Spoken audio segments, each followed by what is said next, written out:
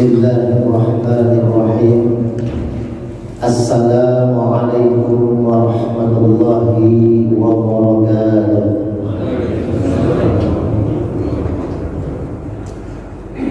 Alhamdulillah, alhamdulillahilladzi qad a'tana ni'matan katsiratan wa kabiratan lana wa hiya ni'matul imani wal islam. Ashhadu an la ilaha illallah wahdahu la syarika lahu wa ashhadu anna Muhammadan 'abduhu wa rasuluhu la nabiyya ba'dahu. Allahumma salli ala sayyidina Muhammad wa ala ali sayyidina Muhammad kama sallaita ala Ibrahim wa ala ali Ibrahim fil alamin innaka Hamidum Majid. Qala Allah Ta'ala fi kitabihil aziz wa huwa asdaqul qailin. A'udzu billahi minasy syaithanir rajim. Bismillahirrahmanirrahim. Ya ayyuhalladzina amanu taqullaha haqqa tuqatih fala tamutunna illa wa antum muslimun. Shadaqallahul azim.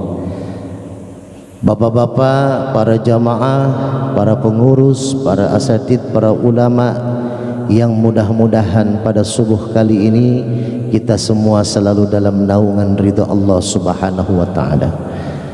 Puji syukur mari sama-sama kita panjatkan pada Allah, karena tanpa berkat nikmat iman, Islam, sehat wal afiat, kita tak akan mampu bangun dari tidur kita menuju ke masjid yang kita cintai ini untuk melaksanakan sholat subuh. Maka patut kita bersyukur dan mudah-mudahan amal ibadah kita diterima oleh Allah Subhanahu wa ta'ala. Amin. Salawat dan salam semoga senantiasa tercurah kepada pemimpin alam Nabi besar Muhammad sallallahu alaihi wasallam, kepada keluarganya, para sahabatnya, dan mudah-mudahan kita yang hadir di masjid ini beserta keluarga kita mendapatkan syafaatul uzma di yaumil akhir nanti. Amin. Amin ya Allah ya rabbal alamin.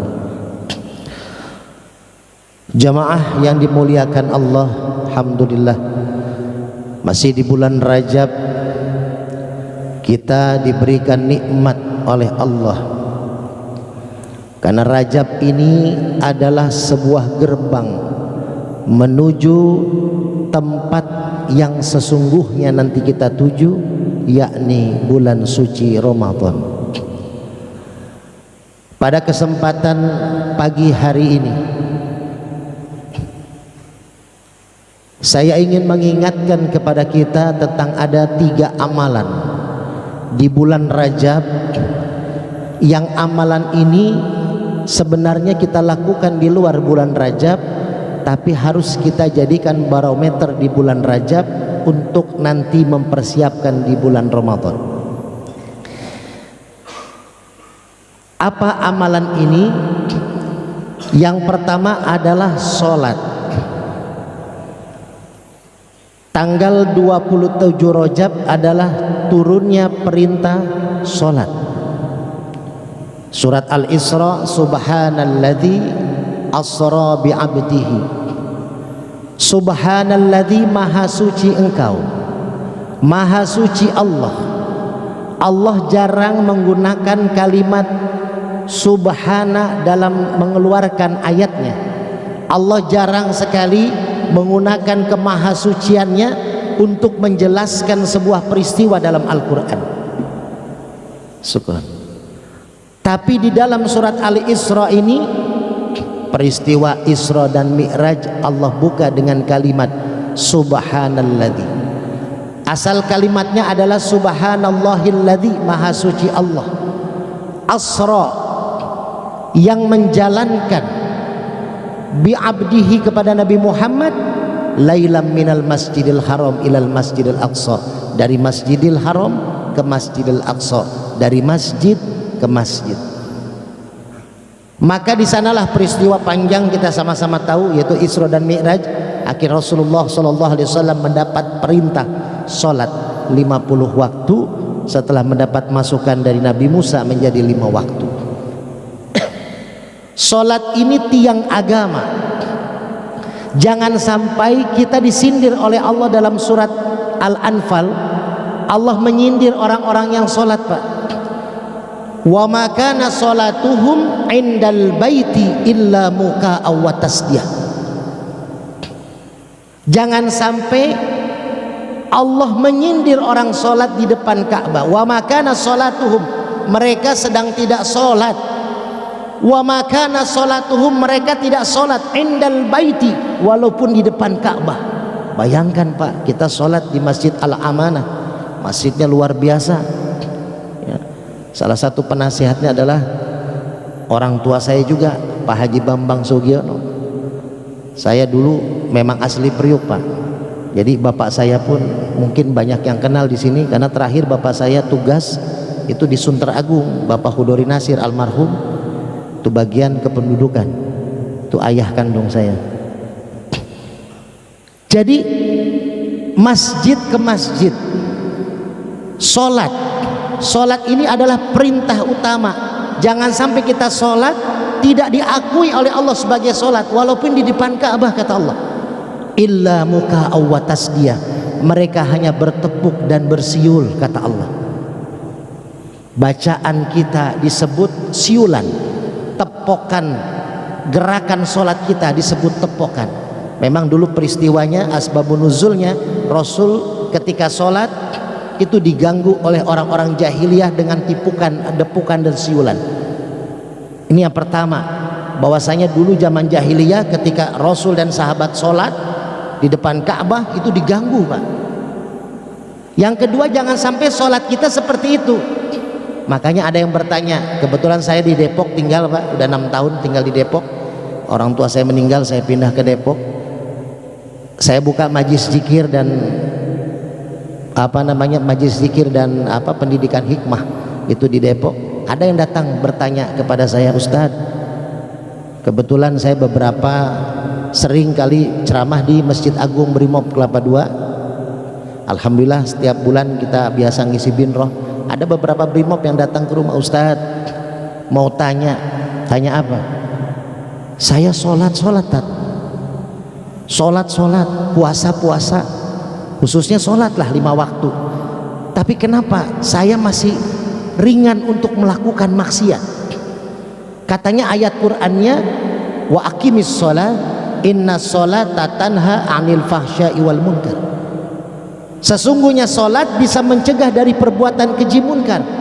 Tapi kenapa, Tat, saya sholat tapi maksiat ringan sekali?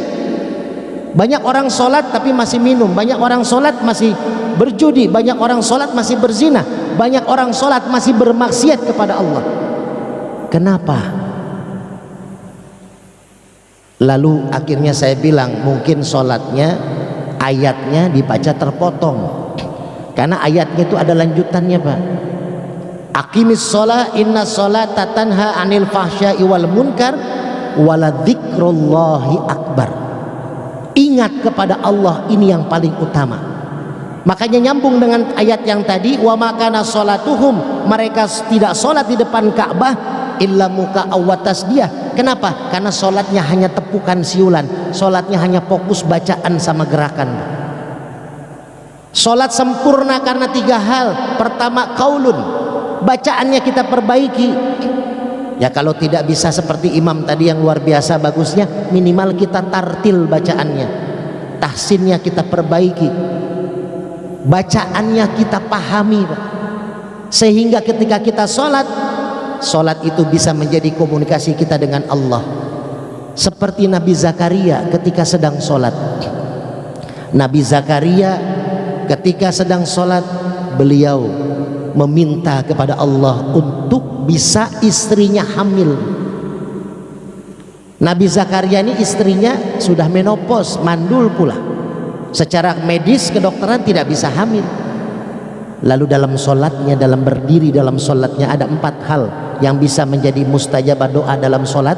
Salah satunya ketika kita membaca iyyaka na'budu wa iyyaka nasta'in, ya, iyyaka na'budu wa iyyaka nasta'in, kita minta kepada Allah. Nah, minta Nabi Zakaria nih, ya Allah berikan keturunan kepada istriku ya Allah. Lalu malaikat Jibril berkata, wahai Zakaria, Allah menjawab doamu bahkan di saat engkau masih dalam keadaan berdiri. Jadi Nabi Zakaria itu berdiri sholat lalu memohon kepada Allah, diijabah, diberikan oleh Allah anak kepada istrinya dan diberi nama oleh Allah Yahya yang maha hidup. Karena secara medis tidak bisa, tapi karena Allah bilang kun, seperti tadi rakaat pertama yang dibaca oleh imam, kun fayakun, katakan jadilah maka jadi. Saya punya guru, punya kiai di Sukabumi, saya silaturahmi ke beliau. Beliau bilang, Tat, lihat Tat, itu anak yang umur 2 tahun tuh siapa tuh? Saya kaget melihat anaknya tampan gitu, laki-laki. Ternyata saya tanya, siapa bah? Itu anak abah.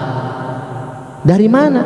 Dari istri yang keberapa? Saya bilang, dari abah, dari ibu, dari istri pertama. Usia 2 tahun, ternyata umur 58 hamil istrinya. Kalau kuasa Allah, mau katanya sudah secara kedokteran tidak bisa, Allah punya maksud, Allah punya tujuan, pasti akan terjadi. Ini sholat Pak, kaulun, bacaannya diperbaiki. Karena kalau kita bacaannya baik, pahami yang kita baca, maka bisa kita berinteraksi dengan Allah, memohon apapun yang kita minta kepada Allah dalam sholat kita. Yang kedua, fi'lun, gerakannya, jangan terburu-buru, ingat tumak nina. Ada seorang sholat masuk ke masjid, dia sholat, setelah sholat Rasulullah ada di pojok duduk sedang zikir. Lalu orang ini menghampiri Rasul mengucapkan salam, lalu Rasul menjawab salam, lalu Rasul bilang solu, sholat lagi. Sampai 3 kali begitu Rasulullah bilang solu, sholat lagi, diulangin lagi sholatnya. Lalu sahabat ini berkata, ya Rasul, saya sudah berusaha sholat dengan baik, lalu di mana letak kesalahan saya? Apa kata Rasulullah? Perbaiki gerakanmu, gerakanmu terburu-buru, tidak ada tumak ninah di sana. Maka inilah sholat, qaulun, fi'lun, perbaiki, pahami. Tapi ternyata Pak, kalau kita pengen ke titik aqimis sholat, inna sholata tanha anil fahsya'i wal munkar, bisa mencegah kita dari perbuatan keji dan munkar. Wala zikrullahi akbar, ingat kepada Allah. Syarat yang ketiga adalah apa? Adalah qalbun. Ketika sholat, hati kita jangan kemana-mana, pikiran kita jangan kemana-mana. Ketika kita sholat, lupakan dunia. Ketika Allahu Akbar sudah takbir, Allah yang maha besar, dunia kecil. Hilangkan dulu dunia, hilangkan dulu pekerjaan, jabatan, segala macam, titipkan dulu. Inilah sholat. Bahkan kalau saya contohkan Pak, saking hebat kedudukan sholat dalam Islam, ini saya contohkan, ini 5 jari saya Pak, ini adalah rukun Islam.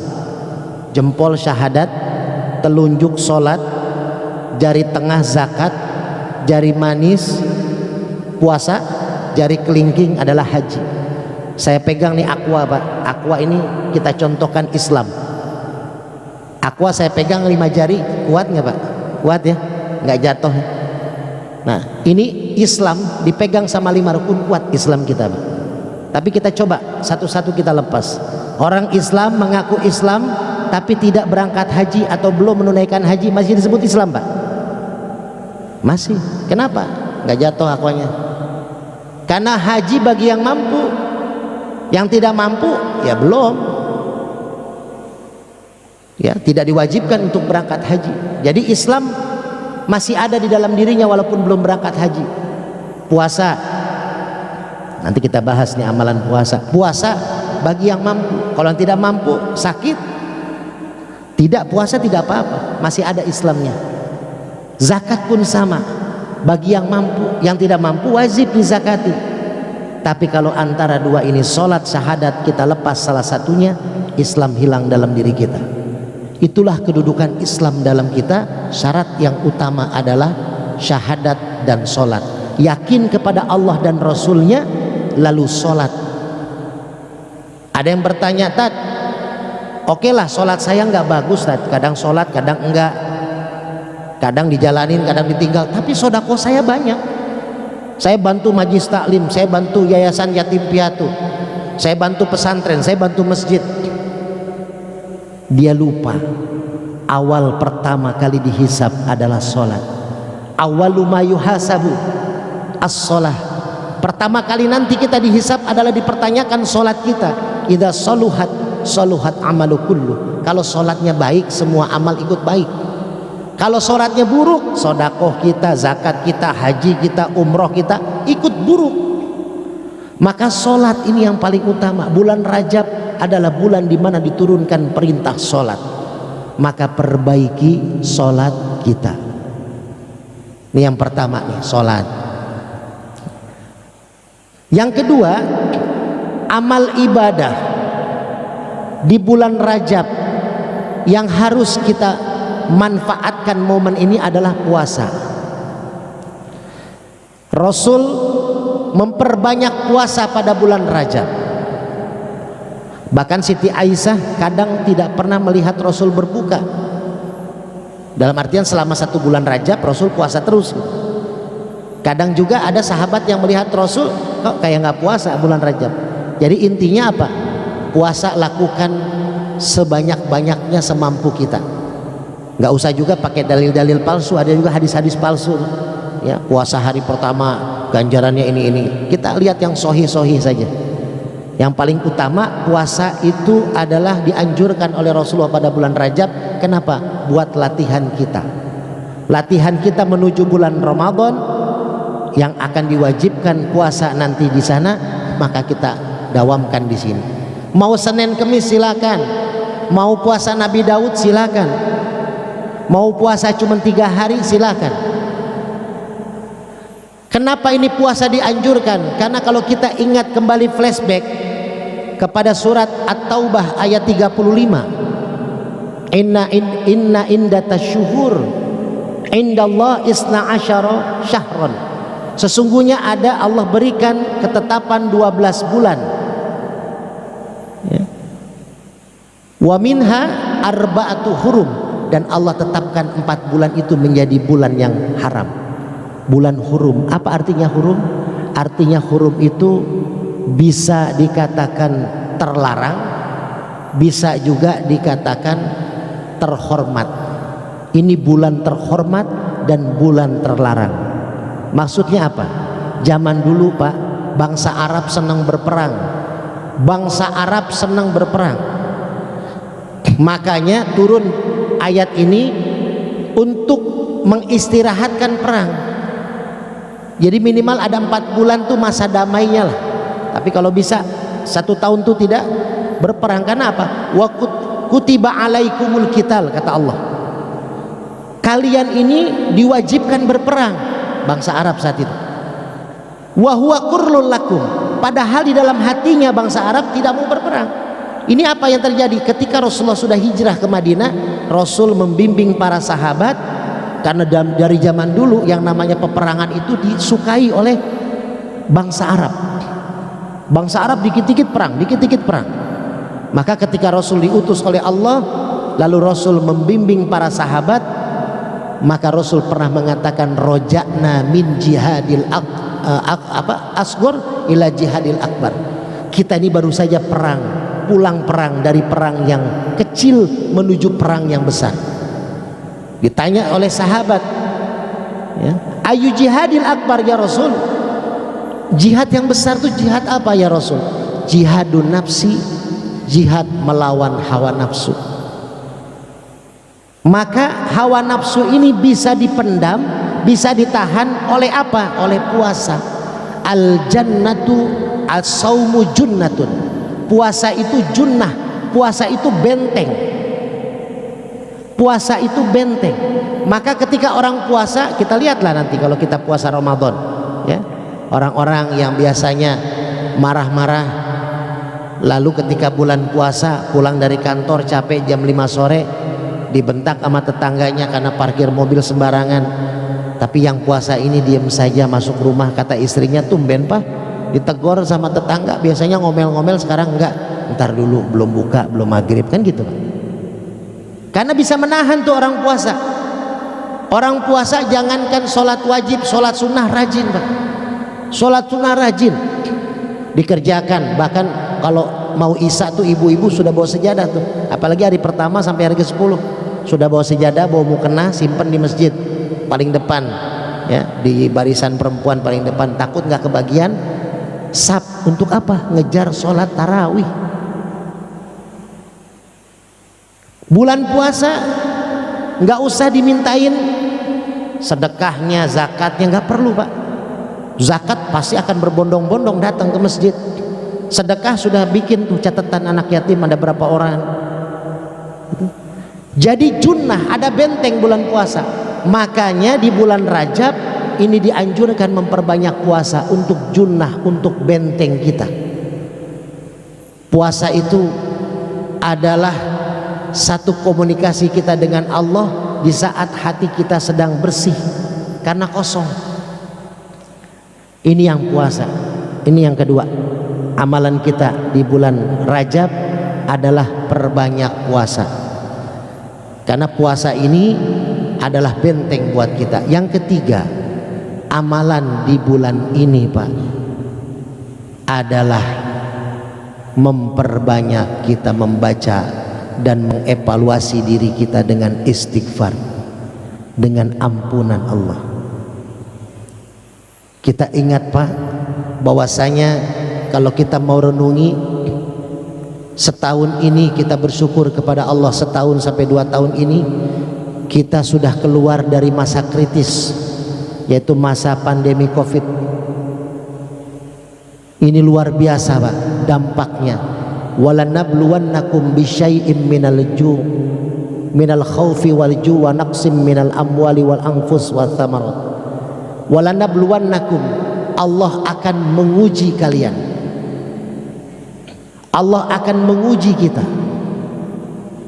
Dari rasa takut sudah terlewati, dari kekurangan harta sudah kita lewati, dari kekurangan jiwa Nabi Ayub Pak meninggal dunia, anaknya yang 12 orang, istrinya meninggalkan dia, kebun-kebunnya terbakar Nabi Ayub, lalu diberikan penyakit oleh Allah. Penyakitnya tidak akan pernah dirasakan oleh manusia yang lainnya Pak. Dari ujung rambut sampai ujung kepala selalu gatal, keluar kotoran segala macam. Nabi Ayub bersabar kepada Allah, diambil semuanya oleh Allah. Tapi Nabi Ayub berdoa dalam Al-Quran, wa ayyuba, dan Nabi Ayub, kisah dari Nabi Ayub. Nabi Ayub memohon kepada Allah. Kenapa memohon kepada Allah? Karena dalam sholatnya Nabi Ayub sudah mulai terganggu karena penyakitnya. Idnada rabbahu anni masaniyad durru wa anta arhamur rahimin. Ini doa Nabi Ayub. Ya Allah, aku sudah sedemikian kuat menahan ujianmu, aku tidak mau minta kesembuhan, tapi karena ibadah sholatku untukmu ini sudah mulai terganggu karena penyakitku. Ya Allah, sembuhkanlah aku. Akhirnya disembuhkan oleh Allah. Wa basyiris syabirin, dan akan bersyukur kepada orang-orang yang bersabar. Rasulullah mendapat hadiah sholat yang 5 waktu Pak, karena Rasul bersabar. Dalam 1 tahun peristiwa itu, sebelum Rasul diangkat Isra dan Mi'raj, Rasul diuji, meninggal dunia 2 orang yang paling disayang. Ada yang bisa jawab Pak? Saya kasih minyak Al-Hikmah. Siapa 2 orang yang meninggalkan Rasul meninggal dunia? Ayo Pak, ada yang bisa jawab? Bapak-bapak, ibu-ibu. Siti Khadijah. Ki kasih Ki. Satu lagi siapa?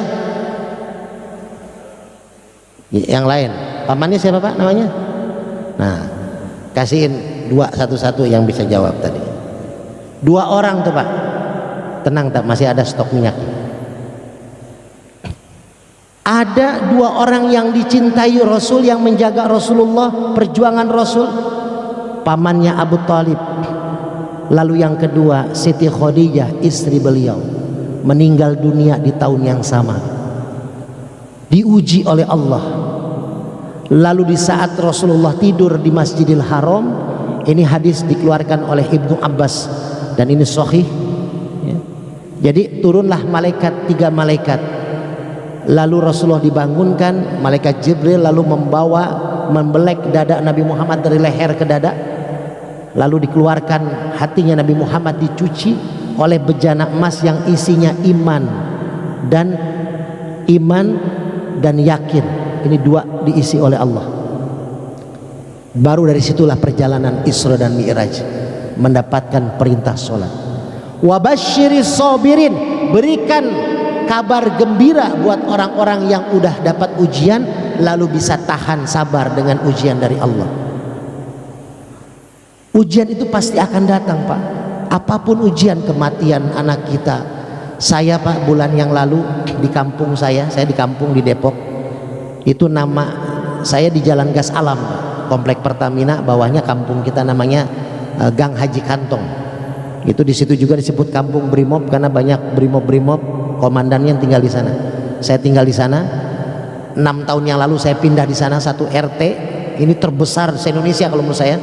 Satu RT ada 600 kakak, Pak.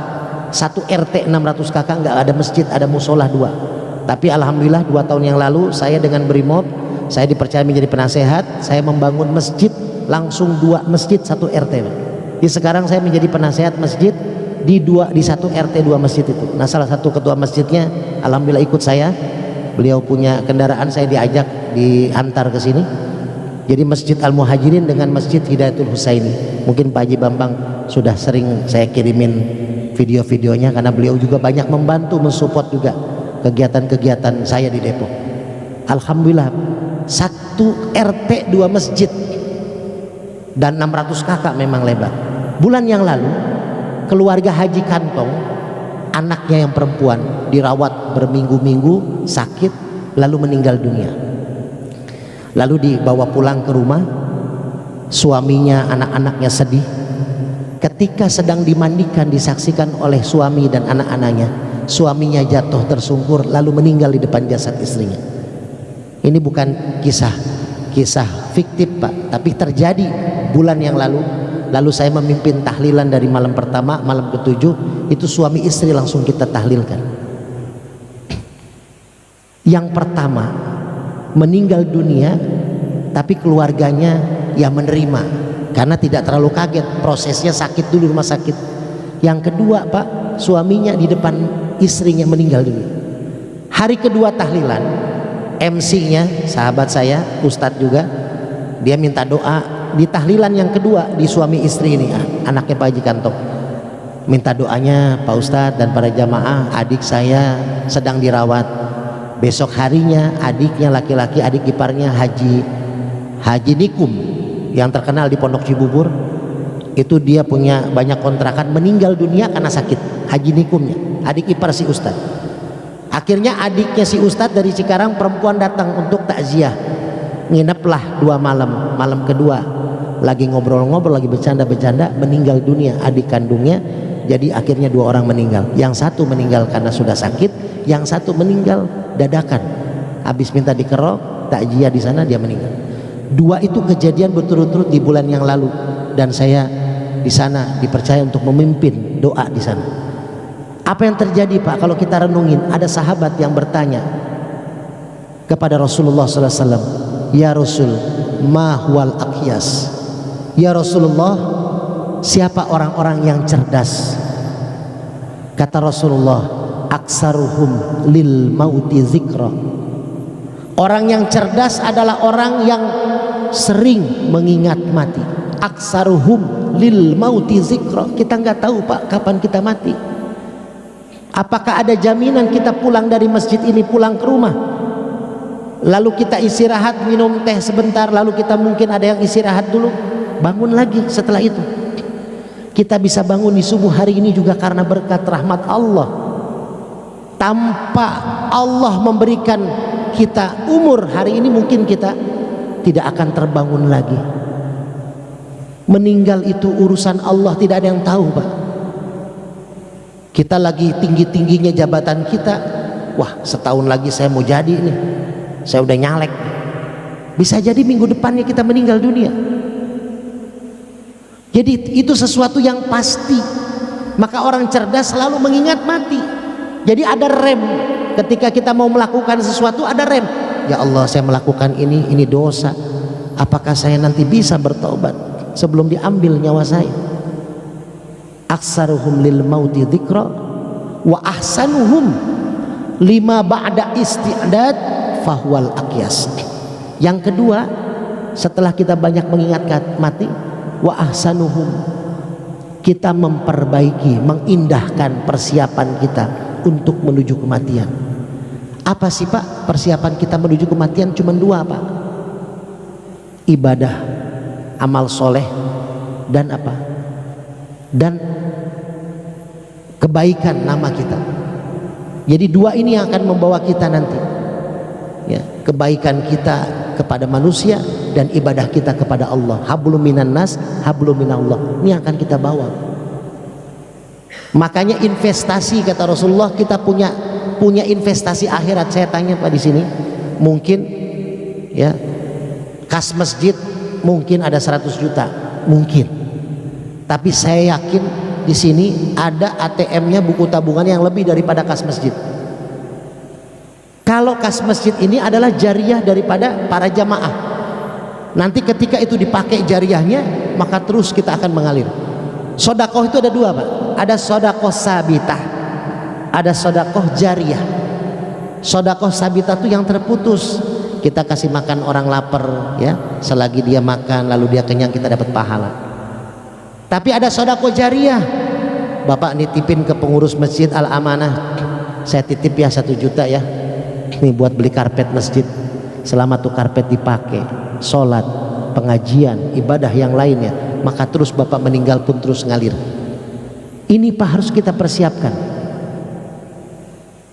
Ini yang makanya kita semua ingin, kalau udah mampu ingin bangun masjid, karena jariah itu akan jadi. Doakan Pak, insya Allah saya juga ada niat mau bangun pesantren di Bogor. Makanya minyak Al-Hikmah ini salah satu untuk kita menguatkan. Jadi minyak ini saya banyak yang membantu ustadz-ustadz, para ustadz di Depok, para ketua masjid menjualkan ini minyak ini, sebagian keuntungan buat masjidnya, sebagian keuntungan buat anak-anak yatim asuhan kami, dan sebagian lagi saya dikit-dikit menabung buat pesantren di Bogor. Karena apa? Yang kita cari sodakoh jariah kita, sodakoh jariah yang akan terus ngalir. Maka ini ada masjid Pak, ini tabungan kita yang ada di masjid sesungguhnya bukan tabungan pengurus masjid, tapi tabungan kita nanti di akhirat nanti. Makanya perbanyak amal kita Pak. Ini yang ketiga tadi kita kupas lagi adalah istighfar, minta ampun kepada Allah.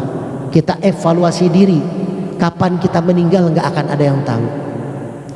Makanya Rasul sering mengingatkan kepada para sahabat, ya, harus sering mengingat kematian, harus sering mengingat kematian, karena kematian itu pasti datangnya dan kita nggak tahu kapan datang kepada kita. Itu yang terjadi Pak. Sholat nih tadi pertama tiang agama, yang kedua syahadat, saya tambahkan syahadat.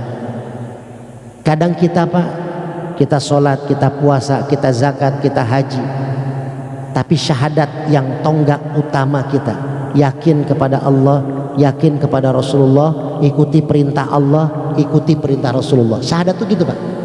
Syahadat itu bacaannya kan asyhadu alla ilaha illallah wa asyhadu anna muhammadar rasulullah. Berarti kita meyakini Allah Tuhan kita, kita meyakini Nabi Muhammad Nabi kita. Berarti kalau yakin kepada Allah apa? Yang pertama ya kita harus beribadah, memohon, berkeluh kesah hanya kepada Allah. Jangan pernah takut selain kita kepada Allah. Ada seorang kiai melihara burung beo Pak. Burung beo kan bisa ngomong tuh. Diajarin sama kiai bacaan la ilaha illallah, la ilaha illallah. Karena si kiai ini kan sering nerapin ke murid-muridnya. Man qala la ilaha illallah fi akhirih dakhulal jannah. Barang siapa orang yang bisa mengucapkan kalimat la ilaha illallah di akhir hayatnya, maka masuk surga. Miftahul jannah la ilaha illallah. Kunci surga itu adalah la ilaha illallah. Diajarin sama kiai ini Pak. Ya, burung beo itu lancar, setiap ketemu sama kiai dikecerikin tangannya la ilaha illallah, la ilaha illallah gitu. Satu saat kiai ini sedang ngajar sama santrinya, Lalu tiba-tiba kiai bangun dari duduknya, lari. Santrinya kaget ngikutin kiai. Ternyata kiai ini batinnya udah kuat sama burungnya. Pas dilihat di sangkarnya sudah terbuka, burung beoknya sedang dimakan oleh kucing. Mati itu burung. Kiai meneteskan air mata, dilihat oleh santrinya. Ada salah satu santri senior, Noel Pak Kiai. Pak Kiai kenapa nangis? Apa Pak Kiai menangis karena burung beok Pak Kiai mati? Apa kata Pak Kiai? Santri-santriku, yang saya tangisi bukan burung beok ini mati. Kan kalian tahu nih burung ini lancar ngucapin la ilaha illallah. Tapi kenapa pas meninggal, pas mati dimakan kucing, gak ada keluaran suara la ilaha illallah. Yang ada teriakan burung. Bingung kan santrinya? Kata Kiai dilanjutkan apa beliau bilang? Saya takut sekarang ini saya mungkin yang paling lancar di antara kalian santri ngucapin kalimat la ilaha illallah. Tapi apakah ada jaminan ketika saya meninggal dunia, ketika sakaratul maut, ketika Allah mau menarik saya melalui malaikat, saya bisa mengeluarkan kalimat la ilaha illallah? Tidak ada jaminan, Pak. Tidak ada jaminan.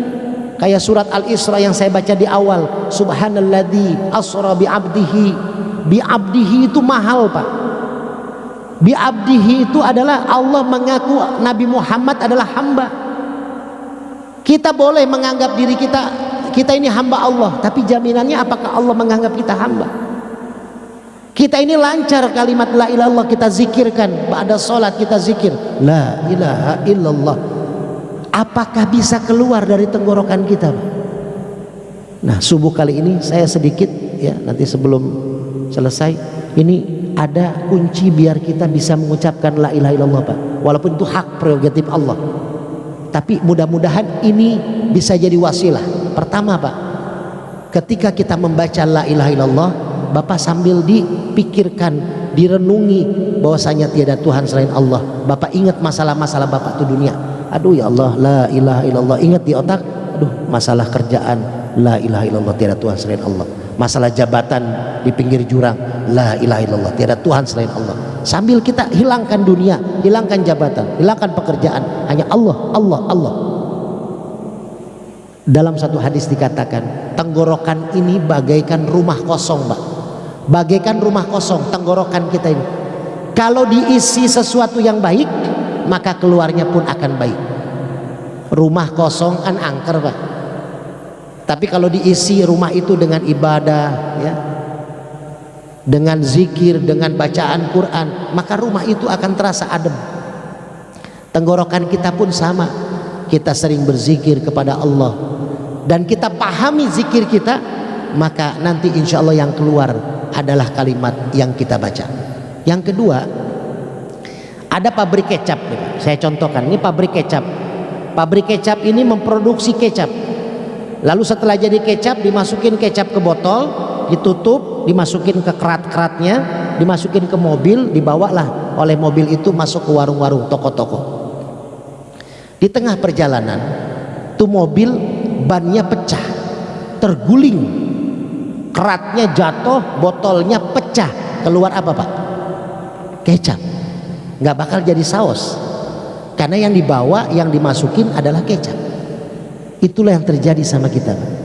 Kalimat la ilaha illallah akan keluar sendiri dari tenggorokan kita kalau kita sudah sering dawamkan, kalau sudah kita pahami maknanya akan keluar. Hati kita, pikiran kita kalau selalu Allah, Allah, Allah, seperti bacaan tadi, wa aqimis sholah inna sholata tanha anil fahsya'i wal munkar wala zikrullahi akbar. Ingat kepada Allah itu yang paling besar, Pak. Sholat itu makanya perintahnya tidak if'alis sholah, kerjakan sholat, tapi aqimis sholat, dirikan sholat. Bedanya apa, Ustadz? Kalau if'alis sholat, kita ambil air wudhu, kita takbir sampai salam, selesai sholat, selesai, nggak ada urusan dengan sholat. Tapi kalau aqimis sholat, ambil air wudhu, wudhunya dengan baik, basuh muka, lalu basuh muka pun kita niatkan untuk membersihkan dosa wajah kita, terus basuh tangan, basuh kaki, selesai kita sholat. Sholat kita baca Allahu Akbar, membesarkan Allah. Nanti selesai sholat, salam, ibadah sholat yang kita lakukan dalam sholat, gerakan bacaannya kita lakukan di luar sholat. Sholat kita lakukan Allahu Akbar, membesarkan Allah. Di luar sholat ketika kita lihat, ya Allah rumah dia lebih besar ya, rumah dia lebih gede ya, kita baca doa, la aisha illal aishal akhirah, tidak ada bangunan yang lebih hebat kecuali bangunan Allah. Biarin saya di dunia rumah saya lebih kecil dari dia, mudah-mudahan di akhirat nanti Allah bangunkan rumah di surganya Allah. Jadi hati ini tenang kalau ibadah sholat dipraktekkan di luar sholat. Sholat mengajarkan kita sujud, kepala sama rata dengan kaki kita. Maka di luar sholat walaupun tinggi jabatan kita, tinggi ilmu kita, maka kita merendah, kita tawadu. Maka akan ada zikrullahi akbar, ingat kepada Allah, itu yang paling besar. Maka sholat benar bisa mencegah perbuatan keji munkar. Kenapa? Karena selesai sholat dia zikrullah, ingat kepada Allah. Maka inilah sholat, inilah yang paling utama dilakukan adalah ingat kepada Allah. Kalau kita ingat kepada Allah dimanapun, saat sholat, di luar sholat, saat tidur, bangun tidur, apapun yang kita lakukan, qiyamah wa qu'udan, ketika berdiri, ketika duduk, ketika berjalan, semua ingat kepada Allah. Insya Allah Allah menjaga kita. Yang kedua, syahadat adalah Muhammad Rasulullah. Apa artinya? Kita mengikuti sunnah-sunnah Nabi Muhammad yang sudah mulai hilang nih Pak. Kata Rasulullah kepada para sahabat, man tamassaka bisunnati inda fasadi ummati falahu ajru mi'ati syahid. Barang siapa orang yang memegang teguh kepada sunnahku, yang menjalankan sunnahku, di saat nanti umat-umatku sudah mulai meninggalkannya, maka falahu ajru mi'ati syahid, dia akan mendapatkan ganjaran mi'ati syahid, 100 ganjaran mati syahid. Sahabat saat itu protes, ya Rasul, kami bersama engkau, kami berperang bersama engkau, hidup dengan engkau. Ketika kami di medan perang meninggal dunia hanya dapat 1 ganjaran mati syahid. Kenapa umatmu nanti, maksudnya kita nih dibicarakan Rasulullah, hanya sekedar menjalankan sunnah Rasul, dari perkataannya, perbuatannya, tingkah lakunya, ibadahnya seperti Rasulullah, maka ketika kita meninggal dapat ganjaran 100 mati syahid. Apa kata Rasulullah? Sahabat, kalian hidup dengan aku, mau berperang bersama aku karena kalian mengenal aku. Tapi umatku nanti, dia cinta kepada aku, dia mengikuti ajaranku, mengikuti sunnah-sunnahku, padahal mereka belum mengenal aku.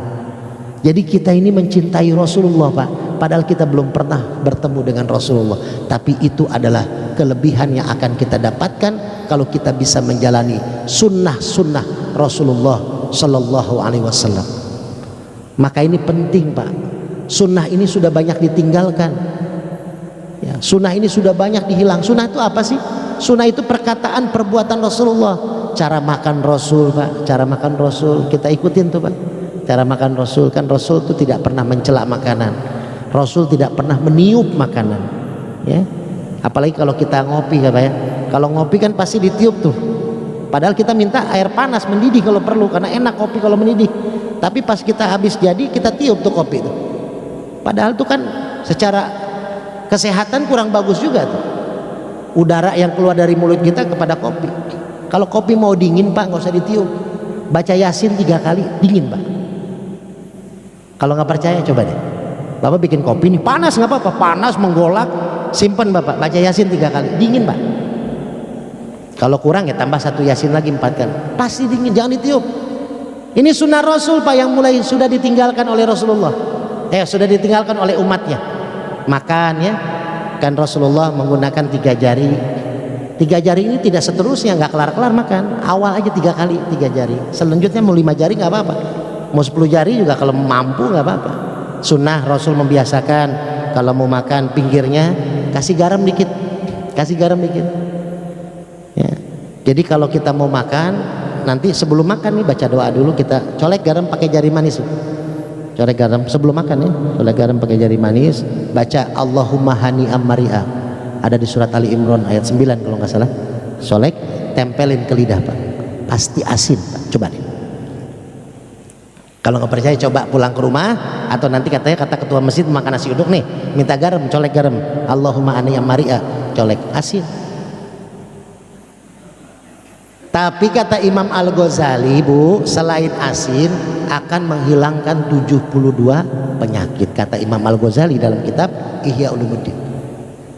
Nanti kalau ibu habis makan, sebelum makan nasi, makan pakai garam colek, baca Allahumma anna Maria, ibu selesai makan sakit perut, nanti komplain ke saya, Ustadz nih habis makan nasi uduk kok sakit perut.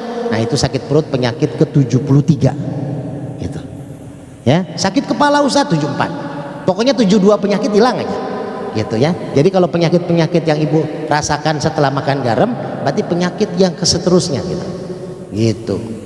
Itu sunnah Nabi yang sudah mulai ditinggalkan. Nabi itu kalau makan tidak mencela makanan, apapun yang dimakan itu Pak nikmat.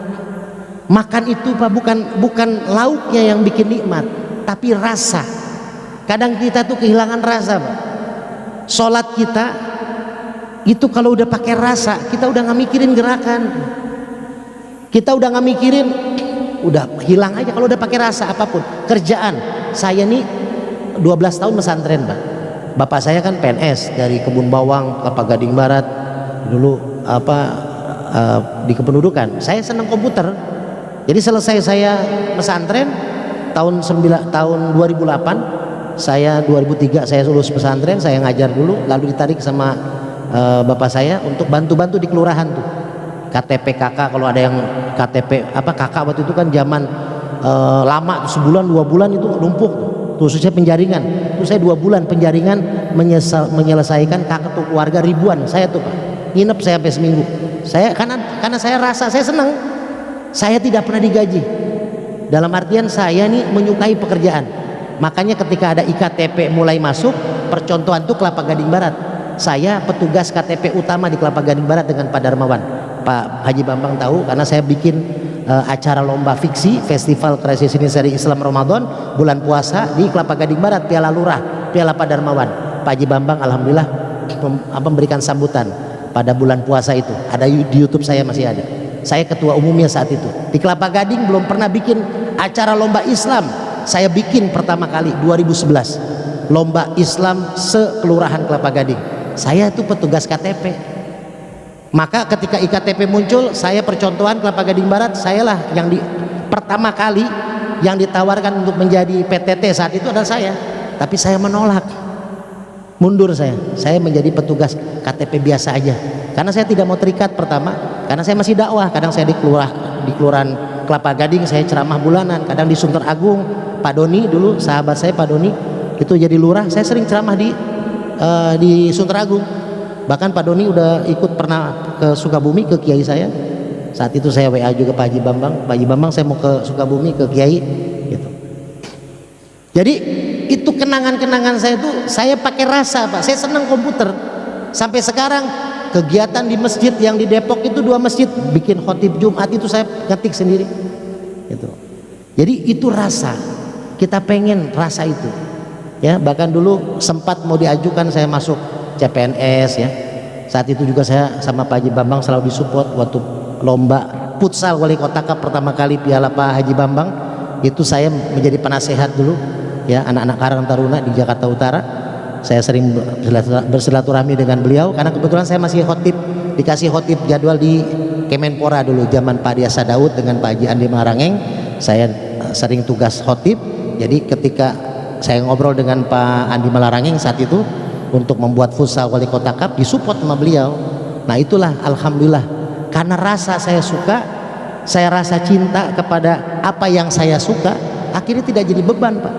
Orang sore udah pulang dari kelurahan, saya mah jam 12 malam, jam 1 baru pulang. Saksinya nih ada di sini PNS bagian kependudukan juga, Mas Andi.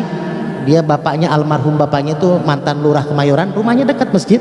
Saya suka ke sana, sekarang udah jadi PNS. Nah beliau suka menemani saya sampai jam 1 malam mengerjakan tugas di Papanggo, di mana-mana. Jadi itulah sekelumit saya dulu pernah ya. Mungkin bapak-bapak, ibu-ibu juga pernah lihat bapak saya kalau bikin KTP, kan bapak saya di sana di Kelurahan Sunter Agung, Pak Hudori almarhum.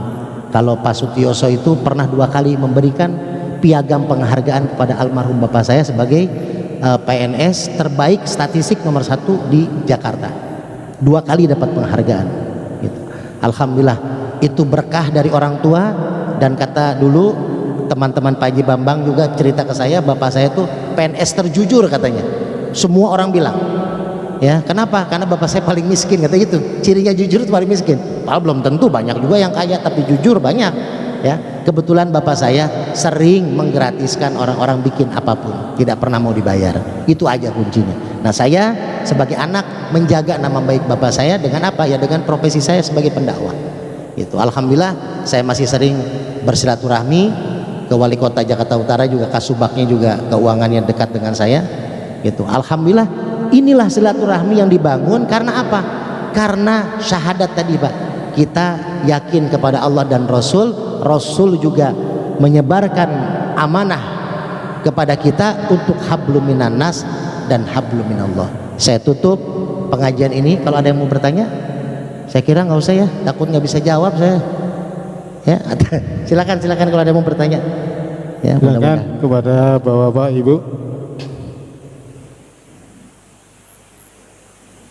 Ada? Nampaknya udah pinter, Ustaz. Nampaknya sudah pinter-pinter. Silakan ditutup aja. Tutup aja, selesai ya. Ya bapak-bapak, ibu-ibu, sebelumnya saya biasa kalau ceramah dimanapun, saya ingin walaupun berdakwah tapi sekaligus sedekah. Saya sedekah ini Pak Ketua, minyak buat masjid, buat pengurus ya. Ini minyak Al-Hikmah, minyak urut. Ini buat masjid. Jadi mudah-mudahan barokah. Kalau bapak ibu yang mau untuk memakai minyak ini sekaligus untuk berdonasi buat yayasan kami, itu istri saya di samping buka lapak kecil-kecilan ya. Itu saja, mari sama-sama kita berdoa kepada Allah, mohon ampun kepada Allah atas kehilafan kita, atas kekurangan kita, dan mudah-mudahan pertemuan kita di subuh kali ini mendapatkan barokah dari Allah Subhanahu wa taala. Sebelum kita berdoa, mari kita beristighfar. Astaghfirullahaladzim, astaghfirullahaladzim, astaghfirullahaladzim. A'udzu billahi minasyaitonir rajim. Bismillahirrahmanirrahim. Allahumma shalli ala sayyidina wa habibina wa syafi'ina wa karimina wa zukhrina maulana Muhammad wa radiyallahu an sahabati rasulillahi ajma'in. Hamdan yuwafi ni'mati wa yukafi mazidah. Ya Rabbana lakal hamdu kama yanbaghi li jalali wajhikal karim wa 'azimi sultanik. Allahumma ighfir lana dhunubana wa liwalidayna warhamhuma kama rabbayana saghira. Allahumma inna na'udzubika minal barasi wal jununi wal judzami wa sayyi'il azqam. Allahumma inna na'udzubika min adzabil qabri wa min adzabin nar wa min fitnatil mahya wal mamat wa min fitnati masihid dajjal. Allahumma nawwir qulubana binuri hidayatika kama nawartal arda binuri syamsika abadan abada. Allahumma lakal hamdu wa ilaikal mushtaka wa antal musta'anu wa la hawla wa la quwwata illa billahil aliyyil azim. Rabbana atina fid dunya hasanah wa fil akhirati hasanah wa qina adzabannar. Subhanaka rabbika rabbil izzati amma yasifun, salamun alal mursalin walhamdulillahi rabbil alamin. Para hadirin jamaah, mohon maaf atas segala kekurangan, dan memang Al-Fakir juga banyak kekurangan, dan doakan dakwah Al-Fakir di Depok mudah-mudahan bisa syiar, karena saya orang Priuk asli Pak, jadi mudah-mudahan doa dari orang-orang Priuk di Depok saya bisa terus beristiqomah berjuang. Mudah-mudahan kita semua nantinya dipertemukan di akhirat di surganya Allah Subhanahu wa taala. Wal afu minkum, wassalamu alaikum warahmatullahi wabarakatuh.